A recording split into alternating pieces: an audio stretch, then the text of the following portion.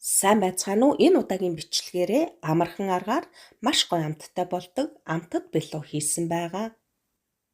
Орцонд маань 3 ширхэг өндөг 120 г сахар, 8 г нунтаг хөөлгөгч буюу бейкинг паудер, 100 г хайлуулсан цэцгийн дос, 1 ут ванилийн сахар, уутандаа 8 г байгаа, 150 мл сүв, 250 г гурил орно.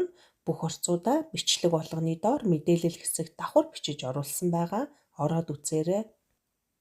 Эхлээд өндгөн дээрээ сахараа мөн ванилийн сахараа хийгээд цайвар өнгөтэй болтол нь миксерд нь дараа нь цөцгийн досоо мөн сүүгээ хийгээд нийлдэл нь бага зэрэг миксерд нь цөцгийн досоо хайлуулад хөргөсөн байх ёстой. Халуун байж болохгүй.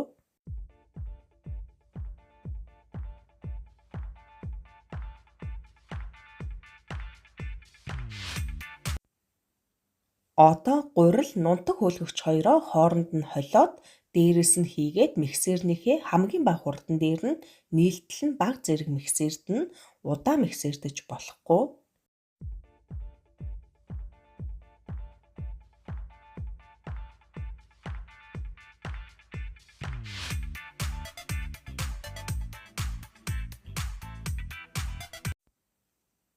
Ингээд бэлэн болсон зурмгаа 26 см-ийн хэмжээтэй бялууны хэвэнд хийгээд урьдчилж халаасан шарга шүүгэн дээр дороос нь 180 градуст 25 минут болгоно.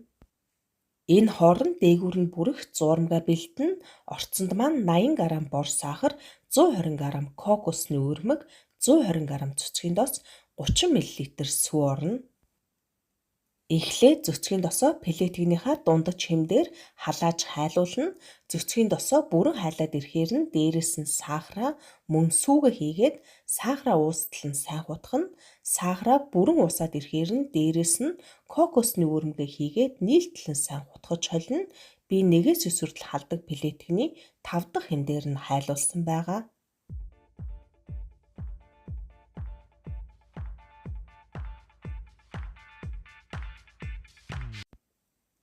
25 минутын дараа кексээ бүрэн болохоор нь шарга шүүгэнээсээ гаргаад шарга шуугаагаа унтраахгүйгээр үргэлжлүүлээд 220 градус болгож халаагаад кокосны зурмгаа кексэн дээрээ жигд нэмгэн бага зэрэг дараад бүрээд өгнө.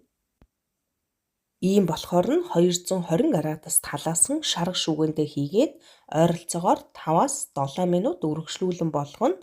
Дээгүүрээ бор шаргал өнгөтэй болохоор нь гаргана. Ингээд маш гоё амттай болдог амтад бэлуу маань бэлэн боллоо. Бүрэн хөрснийхэн дараа хэрэглээрэй.